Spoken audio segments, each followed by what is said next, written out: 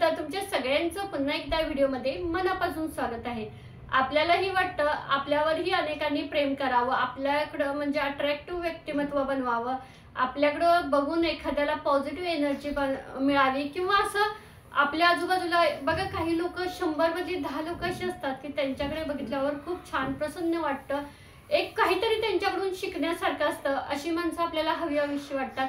अगदी आपणही तसं बनावं असं आपल्याला नेहमी वाटत असतं। तर त्यासाठी काही टिप्स तुम्हाला मी या व्हिडिओमध्ये सांगणार आहे, जेणेकरून तुम्ही लोकांना आपलंसं करून घ्याल। तर सगळ्यात पहिल्यांदा म्हणजे काय करायचंय, तुम्ही स्वतःमध्ये बदल घडवून आणायचे। तर त्यामध्ये काय आहे, नेहमी इतरांवर टीका करणे, तक्रार करणे या गोष्टी टाळायचं।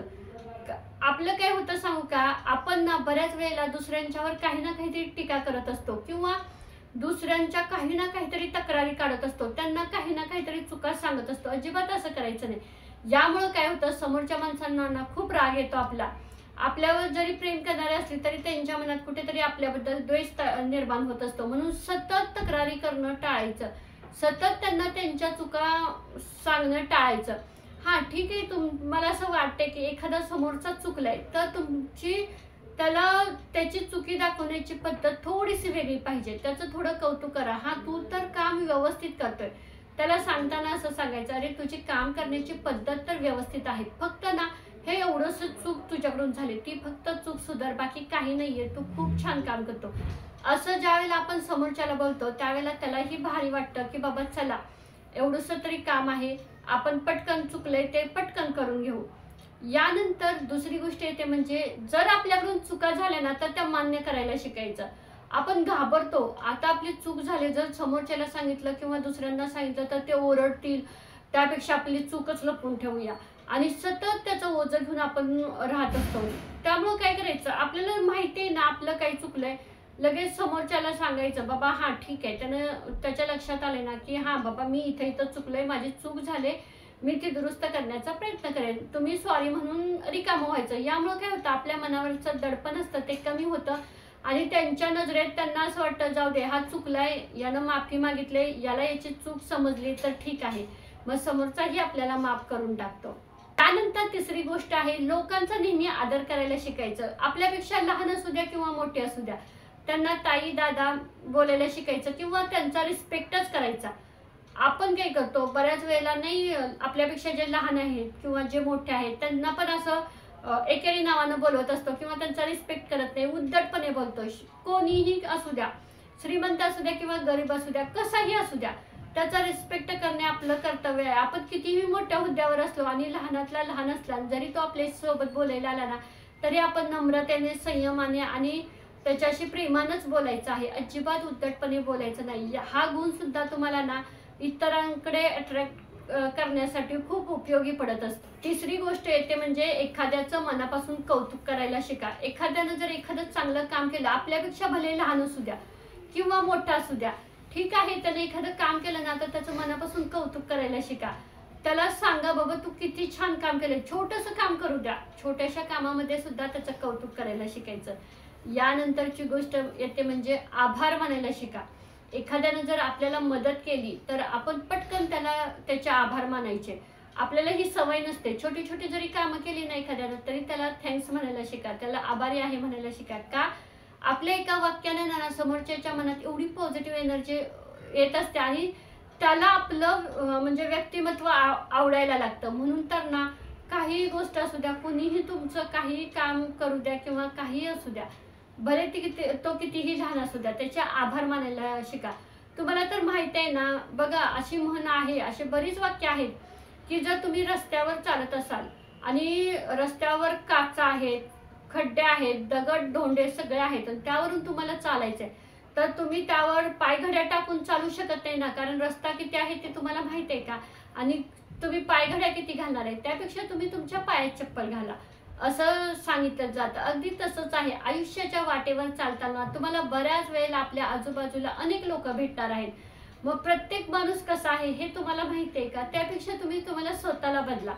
तुम्ही तुमच्या स्वतःमध्ये असे काही चांगले गुण आणा की तुम्हाला ना आयुष्याचा प्रवास करताना ना कसलीही माणसं भेटली ना तरी कधी टेन्शन राहणार नाही, कारण तुम्ही स्वतःला तेवढं खंबीर बनवलंय, तुम्ही स्वतःला तेवढं मजबूत बनवलंय।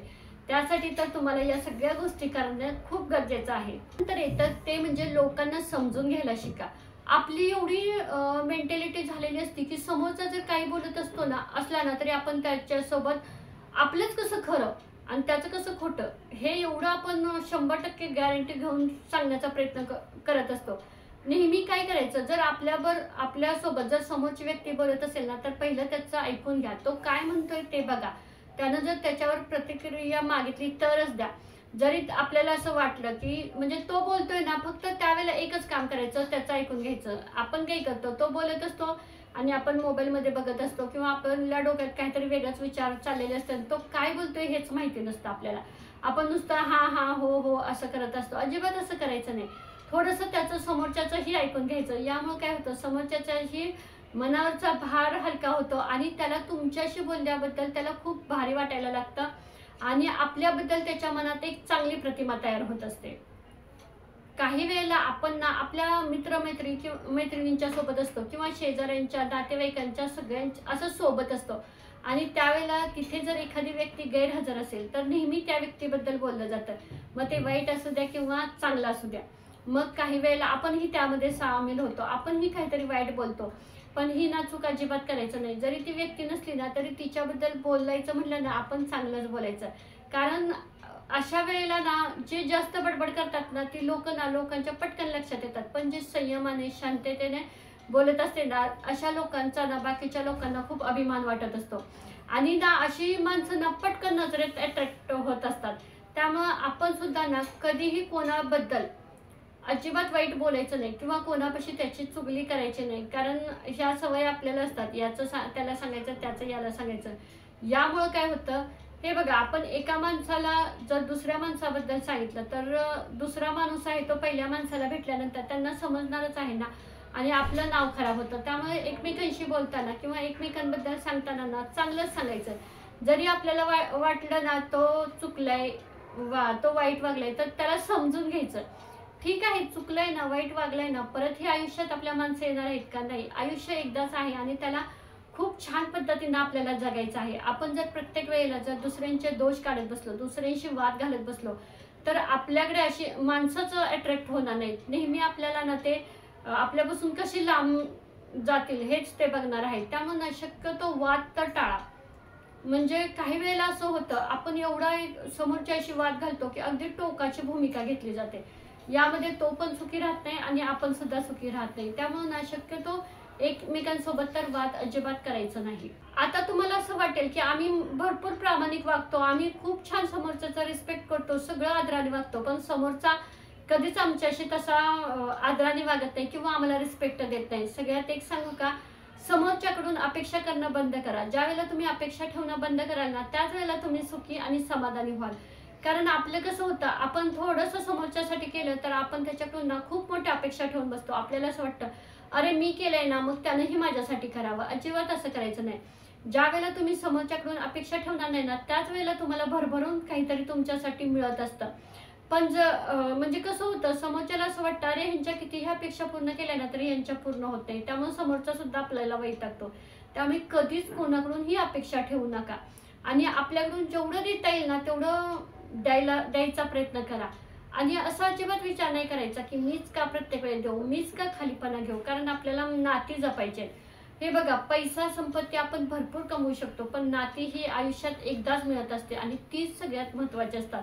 ज्या वेळेला तुमच्याकडे पैसा संपत्ती भरपूर असेल पण नाती जर तुमच्याजवळ नसतील तर त्याला काहीच अर्थ नाहीये. आणि ज्या जगात असं म्हटलं जातं ज्याच्याकडे सगळी नाती आहेत तो सगळ्या जगात श्रीमंत आहे. कारण पैसे देऊन सुद्धा नाती विकत घेता येत नाही. त्यामुळे आपल्या जवळच्या माणसांना ठीक आहे, चुकली असले ना, भले ती रागवत असली, वाद घालत असली, भांडत असले ना तरी आपण समजून घ्यायचंय. आपण आपल्यात बदल करायचे आहेत. आपण जगाला बदलायला नाही जायचं.